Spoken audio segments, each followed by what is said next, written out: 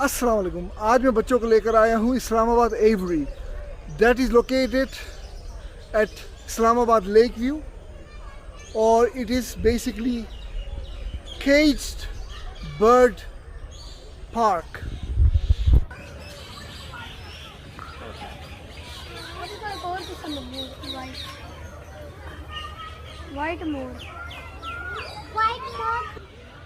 While मैं filming कर रहा हूँ इस मोबाइल से, इस गोप्रो से बच्चे गुम हो गए हैं, so I need to locate them.